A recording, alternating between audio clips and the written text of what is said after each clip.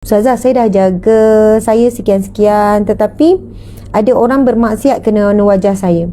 Jadi di situlah ada pertimbangannya. Salah kita ke salah pelaku maksiat?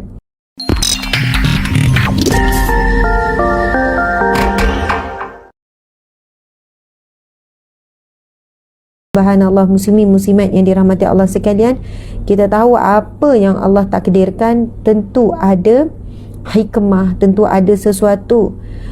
Begitulah mahalnya syurga Allah, mahalnya syurga Allah. Kalau kita fikir lagi kan, kalau kita fikir-fikirlah, tidak ada bandingan segala nikmat di dunia ni, walaupun dengan setitis nikmat syurga, tidak ada bandingan. Subhanallah. Mungkin ada setengah orang merasakan nikmat suami itu setia dengan kita seorang sampai akhir hayat, itu satu nikmat. Tapi bila dibandingkan dengan nikmat syurga, tak akan menyamai walaupun satu titis nikmat syurga. Kalau ada orang kata ada rasa nikmatnya sebab hidupnya ada, dapat beli semua, rezeki dia melimpah ruah, semua benda dia nak beli boleh. Oh, bestnya.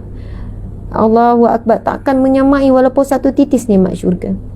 Sebab itu bila Allah nak berikan seorang hambanya syurga, Allah menarik bahagian dunia, Allah ambil bahagian yang dia cinta, yang dia sayang, supaya dia tidak terlebih sayang dunia, supaya tidak terlebih sayang manusia, supaya tidak terlebih sayang dirinya melebihi daripada sayangnya kepada Allah dan kepada Rasulullah.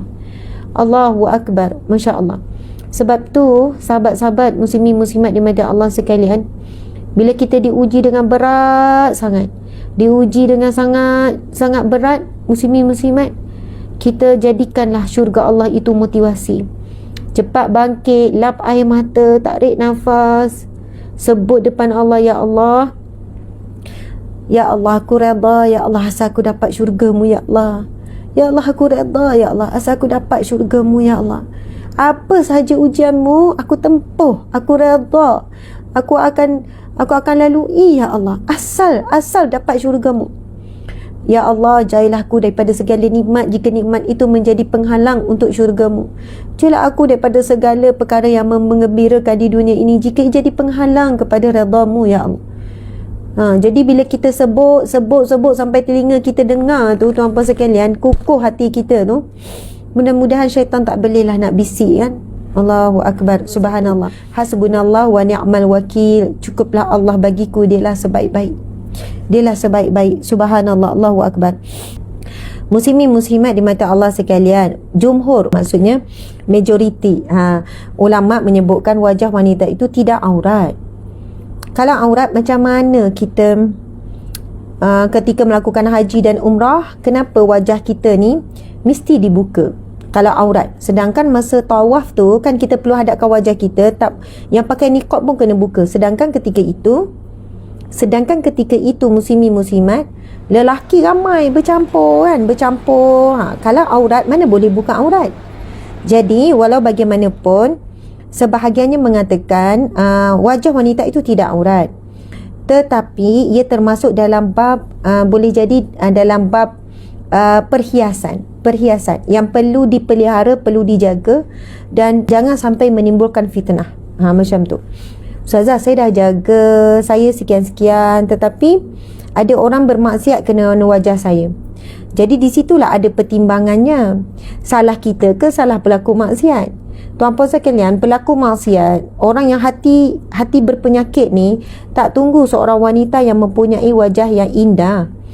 Sebab itu mangsa-mangsa nafsu serakah yang rakus ini, orang tua pun jadi mangsa, anak kecil jadi mangsa, binatang pun jadi mangsa. Kita kena faham ni. Jadi janganlah dalam pelbagai situasi yang akan dipersalahkan hanya wanita. Subhanallah, bahkan jika wanita itu tutup seluruh tubuhnya sekalipun, masih lagi dilihat menarik. Kita nampak wanita-wanita yang memakai niqab, tutup mata saja pun masih lagi dilihat menarik. Bahkan kadang-kadang lebih menarik pada wanita yang tidak berniqab. Faham ya? Kadang-kadang kita kan tak tahu wajah dia macam mana, tapi bila nampak mata, seolahnya mata itu mewakili, menggambarkan kecantikan wajahnya. Dan boleh jadi bila dibuka niqab tidaklah secantik yang dibayangkan. Begitu. Sebab itu ada waktunya wanita tidak berniqab lagi kurang fitnahnya. Jadi bagi menjawab persoalan ini, saya ingin menjawab merujuk kepada pejabat mufti Wilayah Persekutuan. Dalam mazhab Syafi'i kita ada khilaf tentang hukum berniqab bagi wanita di hadapan lelaki ajnabi. Ajnabi ni maksud dia lelaki luar yang boleh kita kahwin. Ajnabi ni maksud lelaki asing.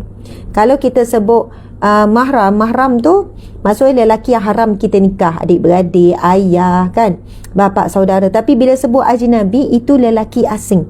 Bila lelaki asing, di situlah ada khilaf dalam mazhab Syafi'i. Mazhab lain tidak mengatakan berkenaan wajah wanita ini aurat, sama juga suara wanita juga tidak aurat.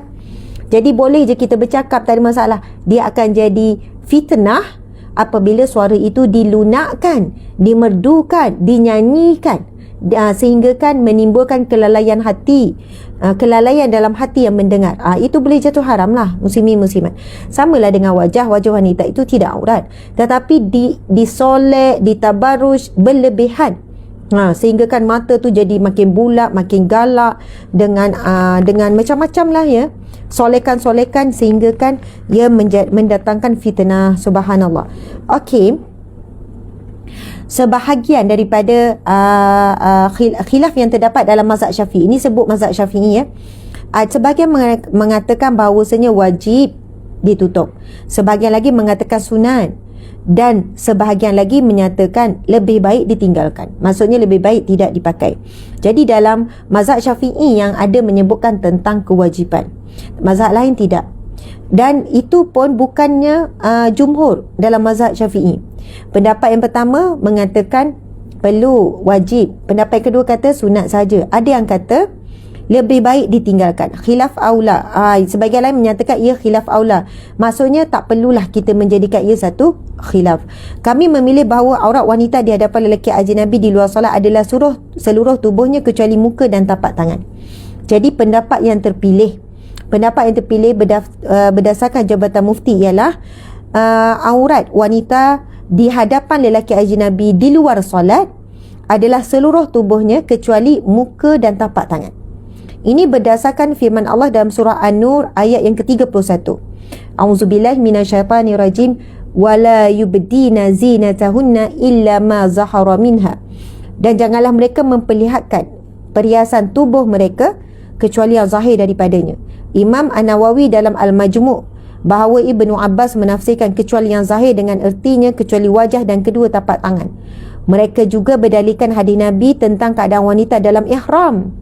Kan dalam ihram Nabi SAW bersabda, riwayat sahih, riwayat Imam Bukhari, wala tantaqibil mar'atul muhrimatu wala talbasil quffazain, yang bermaksud janganlah seorang wanita berniqab ketika melakukan ihram, ketika tawaf tu dalam ihram, bukan tawaf je, dalam ihram. Dan jangan pula dia memakai sarung tangan pada kedua tangannya. Subhanallah.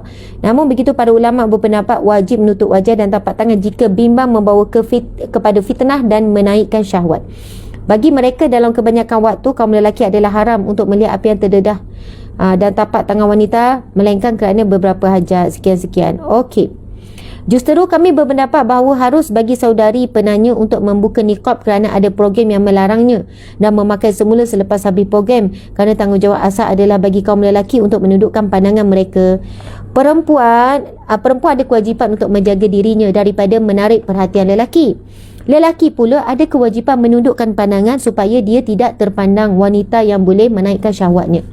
Dan soalan itu ditanya kepada Jabatan Mufti Wilayah, keadaan wanita ni berniqab tetapi dia hadir satu program itu tidak membenarkan wanita berniqab, mesti kena buka.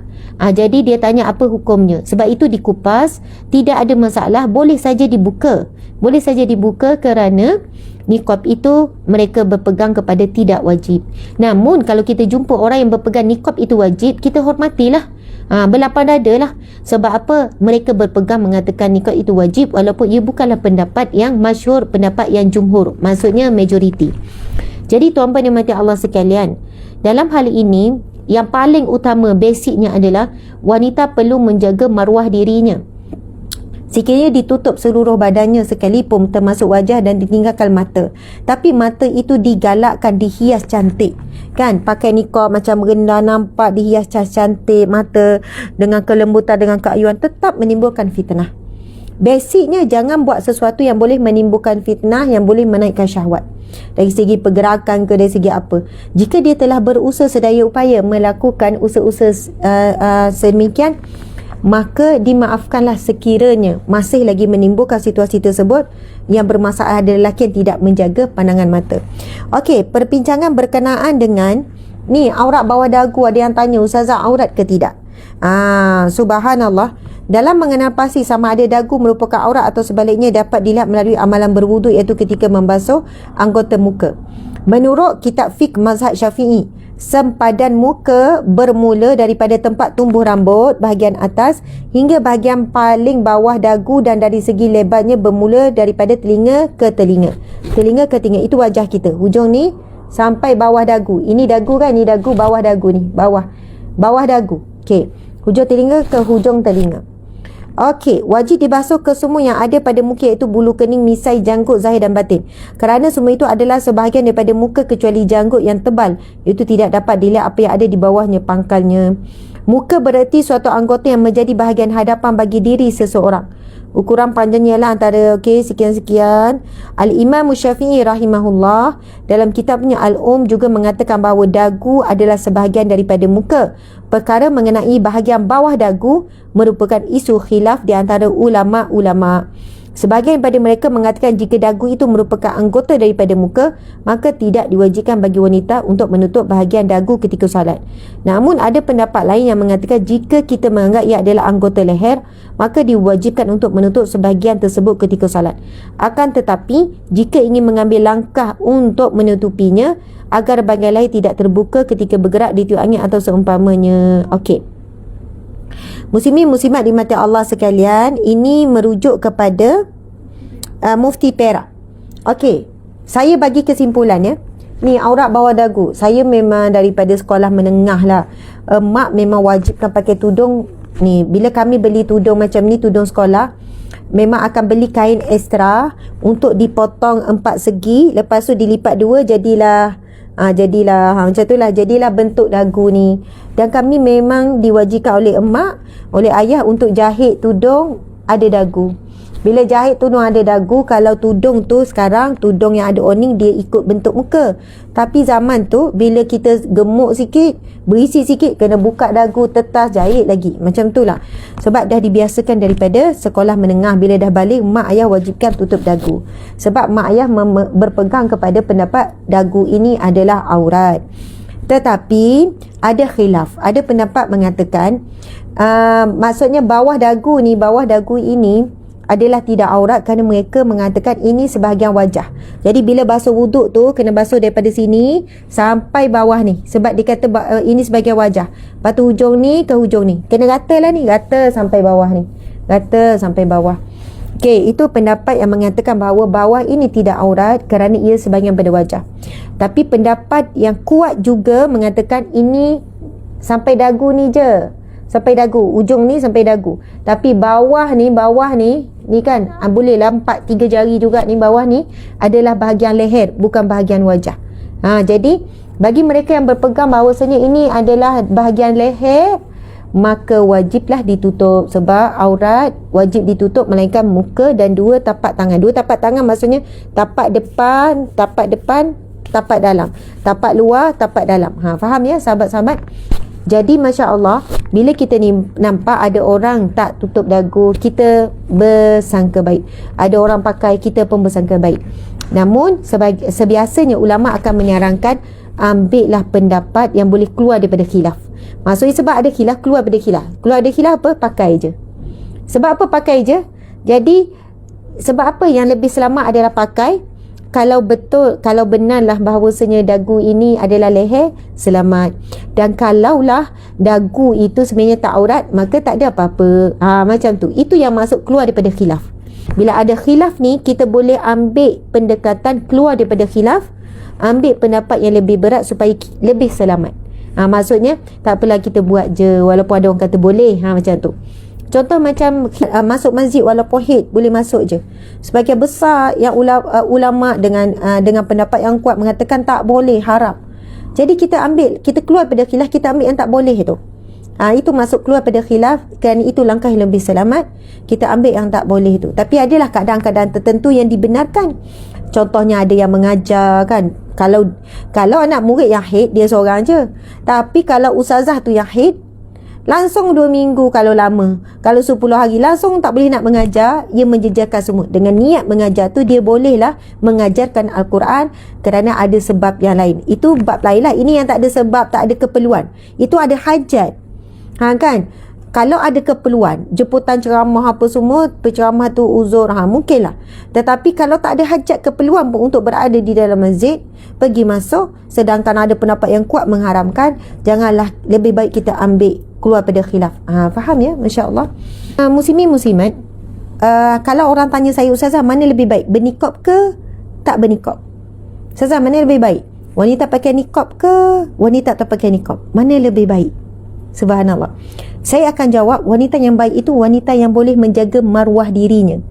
Sama ada dengan bernikab ataupun dengan tidak bernikab, dia boleh jaga maruah dirinya. So, macam mana nak tahu orang dia wanita yang boleh dihormati dengan penampilan, dengan pakaiannya dan sebagainya, dengan ketegasannya, dengan suaranya, tidak dilunakkan, pandai dibawa dirinya, kan, tidak umum. Maksudnya wanita yang boleh menjaga maruah dirinya walau sama ada dengan cara bernikah ataupun tidak, tetapi dengan menutup aurat dengan sempurna. Maksudnya bukan kita katakan lebih baik tak bernikah, kan? Cuma saya baca tadi tu Jabatan Mufti menyebutkan, kami berpendapat hukum wajah wanita bukan aurat. Maksudnya begitu. Tapi kalau nak tutup, sebab perbincangan ulama menutup ini ia boleh masuk dalam bab perhiasan. Jika wajah wanita itu boleh menimbulkan fitnah, boleh menaikkan syahwat, kan, siapa yang terpandang begini-begini, maka sekiranya sampai ke tahap itu, walaupun dia tak senyum, walaupun tak apa, tapi mungkin terlalu cantik, terlalu indah, maka jika begitu adalah lebih baik baginya bernikab. Begitulah.